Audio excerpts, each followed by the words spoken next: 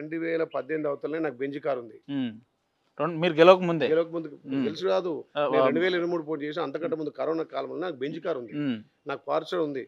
నాకు స్కార్పియో ఉంది. నాకు థార్ ఉంది. ఇన్ని కార్లు ఉన్నాయి నాకు. నేను రాజకీయంగా చేసేటప్పుడే రిలేషన్ చేసిన, కొంచెం ఆర్థికంగా ఉన్నా. అప్పుడు ఆర్థికంగా ఉన్నా కాబట్టి 10 మందికి సహాయం చేయగలిగిన. కరోనా కాలంలో ప్రతి ఊరికి వెళ్ళినా, ప్రతి ఇంటికి వెళ్ళిన వస్తువులు వెళ్ళినాయి. ఎంతో అంబులెన్స్లు గెలిచిన సంవత్సరానికి డిఫెండర్ కొనే పేద ఎమ్మెల్యే ఈయన ఈ రకంగా ప్రైవేట్ ఫామ్ హౌస్ లో దావతులు చేసుకున్నాడు, ఫంక్షన్లు చేసుకున్నాడు. ఇప్పుడు ఒక మాట, నాది 50వ బర్త్డే. ఓకే. నా పెద్ద పాప ఎంబీబీఎస్ అయిపోయింది, చిన్న పాప బీటెక్ ఉంది. నేను ఆర్థికంగా ఉన్నా, 10 మందికి సాయం చేస్తున్నా. నాది 50వ బర్త్డే నేను సెలబ్రేషన్ చేసుకోను. రాష్ట్ర ముఖ్యమంత్రి మంత్రులను తీసుకొచ్చి అంత పెద్ద ఎత్తున సభ పెట్టినా, సక్సెస్ అయింది. ఆ ఆనందంలో ఒక పార్టీ చేసుకున్నా. బర్త్డే పార్టీ చేసుకుంటే వాళ్ళకి వచ్చేదే ఉంది, కొత్తగా చేసుకున్నా కదా. ప్రతి సంవత్సరం 5-10 వేల మందితో బర్త్డే చేసుకుంటా. వాళ్ళకి భోజనాలు పెడతా, వాళ్ళకి అన్ని రకాల అకామిడేషన్ కల్పిస్తా. ఒక ఫ్యామిలీ మెంబర్గా కలిసిపోతా. అట్లా చేసుకుంటే నాకు బెంజ్ ఉంది, పార్చర్ ఉంది, స్కార్పియో ఉంది, ఇన్ని కార్లు. కానీ మీరు గమనించారా అన్న, ఒక 15-20 రోజులు, నెల రోజుల నుంచి విమర్శలకు ఎవరు బ్రాండ్ అంబాసిడర్ అంటే మీ పేరే వస్తుంది. ఎందుకంటే మీరు ఒక పార్టీ చేసుకుంటే అక్కడ విమర్శలు వస్తుంది, లేదంటే ఇంట్లో మనిషి చేసిపోతే విమర్శలు, ఏది చేసినా కాంట్రవర్సీ దారి వస్తుంది. మీ ఇన్సిడెంట్ చెట్టు కాసింది కాబట్టి దాన్ని రాతో కొడుతున్నారు, 4 పనులు తెంపుకోవాలని చూస్తారు. కాయన్ చెట్టుకు దెబ్బలు ఎందుకు కొడతారు? నేను యాక్టివ్ పాలిటిక్స్ ఉన్నాయి కాబట్టి యాక్టివ్ అంటే వాళ్ళు 10 ఏళ్ళలో చేయని పని నేను 10 నెలల్లో చేస్తూ ఇస్తున్నా. నిత్యం ప్రజలతో నువ్వు నమ్ము. 7 గంటలకు వెళ్తే మళ్ళీ రాత్రి 10 గంటలకు వస్తా.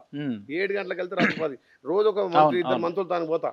మనం మీరు చూడండి, తెలంగాణలో ఏ మీటింగ్ అయినా ఇంత పెద్ద ఎత్తున 8-9 మంది మంత్రులు వచ్చిర్రా అంటే నేను వాళ్ళకు తమ్ముడు లెక్క. వాళ్ళ తను పోయి అన్న నాకు ఆలయం వెనకబడ్డది, ఇది కావాలని చెప్పి. ఇప్పుడు 1500 కోట్ల ఏకకాలంలో ఏ ఎంత పెద్ద మంత్రి కానీ ఏ కూడా అంత అజ్జేయలే. అంటే గత 10 ఏళ్ళ వెనకపోయిన ఆలేరును అభివృద్ధిలో ముందుకు తీసుకుపోతున్నారు కాబట్టి అందరితో ఒక తమ్ముడు లెక్క, ఒక వాళ్ళతో కలిసి అన్నంలో సంబంధం లెక్క పోయి తిరుగుతుంటే నా మంత్రులు కానీ నా ముఖ్యమంత్రి కానీ సహకరిస్తున్నాడు. ఏ ముఖ్యమంత్రి కూడా ఎవరికైనా టైం ఇచ్చిండా అంటే అన్ని సార్లు కలిసి 36 సార్లు మా ముఖ్యమంత్రిని కలిసిన. అంటే అతి ఏం కావాలి తమ్మి ఇన్నిసార్లు వచ్చినావు దీనికి అంటే ఆలేరు వెనకబడ్డదన్న, మా ఆలేరు నీళ్ళతో లేదు, నీళ్ళు ఎక్కువ కావాలి మాకు అని చెప్పి మా అపర భగీరథుడు ఉత్తమ్ కుమార్ రెడ్డి గారితో 120 చెరువులు నింపుకున్నా. మరి వాళ్ళు 10 ఏళ్లలో 10 చెరువులు నింపలే కదా. వర్షాలు పడి దేవుడు కర్ణిస్తే చెరువులు నింది తప్ప ఎన్నడూ చెరువులు నిండే. ఇవాళ నేను 120 చెరువులు నింపిన. ఇవాళ గంధమల్ల కడితే మాకు 15 మండలాలు, ఇవాళ 54-64 వేల ఎకరాలు. కేటీఆర్ లాంటి వ్యక్తులు ఏమంటారు అంటే అసలు కాళేశ్వరం లేని గంధమల్లకు నీళ్ళు ఎట్లా వస్తుంది, అది ఎట్లా సాధ్యం అని చెప్పి మాట్లాడుతున్నారు. ఎట్లా లాస్ట్ టైం కాళేశ్వరం కూలిపోయినా గానీ అక్కడ మేడిగడ్డ నుంచి గతంలో వైఎస్ఆర్ కట్టిన ప్రాజెక్ట్ నుంచి ఇక్కడ మల్లన్న సాగర్ నింపినాం. మల్లన్న సాగర్ నింపి దాని నుంచి గంధమల్ల నింపి, గంధమల్ల నుంచి ఫ్లో 90 రోజులు పారిస్తే అక్కడ తుంగతుర్తి అడ్డగూరు దాకా పోయినాయి. ఇలా 1000 ఎకరాలు సస్యామమైనాయి. కాళేశ్వరంలో భాగమైతే మరి కేసీఆర్ అక్కడ మల్లన్న సాగర్ కట్టుకున్నాడు, కొండపోచమ్మ కట్టుకున్నాడు. మా పక్కనే కాన్షియస్ ఉన్నటువంటి పైలశేఖర్ రెడ్డి బసోపూర్ కట్టుకున్నాడు. మరి గంధమల్ల అందులో భాగం అయితే గంధమల్ల తట్టెడు మట్టేం తీయలేదు, ఒక గుంట ల్యాండ్ అక్వేషన్ చేయాలి. నీకేం మాయరోగం పుట్టింది? ఇలా ఈ రకంగా ప్రతిపక్షం ఉండి కనీసం మాకు మద్దతు తెలపకుండా, ఒక సానుభూతి తెలపకుండా శవాల మీద పేలాలు ఏర్కొన్నాడు మాట్లాడుతున్నావు. మరి నీకేం రోగం పుట్టింది? గంధమల్ల ఎందుకు కట్టలేదు? మరి గతంలో మెడికల్ కాలేజ్ మేమే శాంక్షన్ చేసినాం అని గొప్పగా మాట్లాడుతూ మెడికల్ కాలేజ్ మీద చిల్లర తోటి ధర్నా చేపించి ఆమరణ నిరాదీక్ష చేస్తున్నాం. మరి గత మీ 10 ఏళ్లలో మెడికల్ కాలేజ్ నల్గొండలో అయింది, వరంగల్ అయింది, సూర్యాపేటలో అయింది, యాదాద్రి భువనగిరిలో మెడికల్ కాలేజ్ ఎందుకు కాలేదు? ఇవాళ నేను దానికి సంబంధిత ల్యాండ్ అలికేషన్ చేసి ముఖ్యమంత్రి ఒప్పించి వైటీడీ ల్యాండ్ 20 ఎకరాలు ఇచ్చి మెడికల్ కాలేజ్ చేసే టైంలో మా ఊళ్ళకి మెడికల్ భువనగిరి పోయింది అంటాడు ఒకడు. అరే యాదరుట్ట నడిబొడ్డులో 54, 55, 155, 154 సార్ నెంబర్లో 20 ఎకరాలు కేటాయించి మెడికల్ కాలేజ్ కడుతున్నా. ఇలా గంధమల్ల ఏది ల్యాండ్ అక్వేషన్ చేపిస్తున్నా. ఇవాళ ఇంటిగ్రేటెడ్ స్కూల్ తెచ్చిన, ఇవాళ వేద పాఠశాల తెచ్చిన. గుట్ట అభివృద్ధి కోసం 150 వాళ్ళ టైంలో పనులు పెండింగ్ ఉండి, బిల్లులు పెండింగ్ ఉండి సంవత్సరాల కాలంలోనే మీరు 155 కోట్లు ఇన్ని అభివృద్ధి పనులు నియోజకవర్గంలో సంవత్సరాల కాలంలో ఇన్ని అభివృద్ధి పనులు తీసుకొస్తే 10 ఏళ్ళు పరిపాలించిన వాళ్ళు మరి ఎంతగానో చేయాలి, మరి ఎందుకు చేయలేకపోయారు? అంటే చాతగానికి మాటలు ఎక్కువ, చాతగానికి మాటలు ఎక్కువ. వాళ్ళు మాటలకు పరిమితమైన చేతులకు పరిమితమైన. నేనేమంటున్నా, మొన్న జరిగిన ఇన్సిడెంట్లో చాలా బాధపడ్డా. ఎందుకంటే ఒక ఫ్యామిలీ మెంబర్గా చనిపోయిన దానికి చాలా బాధపడ్డా. కానీ వాళ్ళు కూడా సానుభూతి చెప్తారేమో దీని మీద పూర్తిగా దర్యాప్తు జరగమంటే నేను కూడా సంతోషం. ఎట్లన్నా వారి భార్యగా ఏమంటుంది ఈ ఇన్సిడెంట్ మీద? మీరు తీసుకున్న స్టేట్మెంట్ ఏంది? కానీ వాళ్ళ తల్లి కానీ, వాళ్ళ నాన్న కానీ, వాళ్ళ 2 అన్నలు కానీ, కుటుంబ సభ్యులు, మీరు మా కుటుంబ సభ్యులు ఎక్కున్నారు. వాడు కాకపోతే మారలేదు, గతంలో కూడా 4-5 సార్లు చేసుకున్నాడు.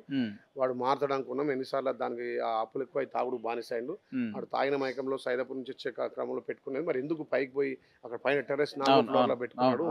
దాన్ని మేము కూడా బాధపడదు. అదే రోజు పెట్టుకునే రోజే వాళ్ళ నాన్న వచ్చి అతను కొట్టినట. అంటే మారతలేవు ఇంకా అని చెప్పి కొట్టడం ఉండడం వలన మరి దేని కొంత కారణమో క్లాషెస్ జరిగినాయి కుటుంబ జరిగినాయి, సభ్యుల మధ్య. జరిగినాయి. ప్రతిదీ మా ఇంట్లో సీసీ ఫుటేజ్ ఉంటది. ఇప్పుడు అతను ఎన్ని గంటలకు కిందికి వచ్చిండు పైకి పోయిండు, ఎన్ని గంటలకు సైదాపూర్ పోయిండు, ఎన్ని గంటలకు అలా భార్య పైకి పోయిండు, ఆయన పైకి పోయిండు, మేము హైదరాబాద్ ఒక దిక్కుమాలుడు అంటాడ మినిస్టర్ కోర్టులో చనిపోయిండు, మినిస్టర్ కోర్టులో చనిపోతే తీసుకొచ్చు. నేను అంటే బేసిక్ ఇన్ఫర్మేషన్ లేదు ఏం జరిగింది. నిన్న రాత్రి వచ్చిన మినిస్టర్ కోర్టు 45 రోజుల తర్వాత నేను రాత్రి వచ్చాను. చూడండి ఇంకా కూడా క్లీన్ కాలేదు. రాత్రి 10 గంటలకు వచ్చి ఇక్కడ పడుకో 12 గంటలకు 11 గంటలకు వచ్చినాం. అంటే ఇంత దుర్మార్గపు చర్య, నీతిమాలిన రాజకీయాలు, శవాల మీద పేలాలు మీరు గమనించారా? టిఆర్ఎస్ కు సంబంధించిన కొన్ని పేడ్ ఛానల్ కూడా ఎంత దుర్మార్గంగా తమ్నెల్ రాసి ఎంత దుర్మార్గ ప్రచారం. తెలుసుక్రైబ్ వాడు మా ముఖ్యమంత్రి మీద అంటాడు, ఈవిడ ఫాల్తుగాడు కేటీఆర్ గాడు ఒక గౌరవ ముఖ్యమంత్రి మాట్లాడే మాటలు. అంటే గతంలో ఆయన 10 సంవత్సరాలు ముఖ్యమంత్రిగా చేసిండు. మా రకంగా ముఖ్యమంత్రి అనే మాటలేనా? స్థాయికి తగ్గ మాట్లాడాలి. ఎక్కడ ఉద్యమకాలం ఎక్కడో అమెరికాలో చిప్పలు కట్టుకోవడం వచ్చి ముఖ్య ఏది మా మంత్రి అయ్యి వాడు తెలంగాణ ప్రజలు మాట్లాడుతుంటే నిజంగా ఏం మాట్లాది?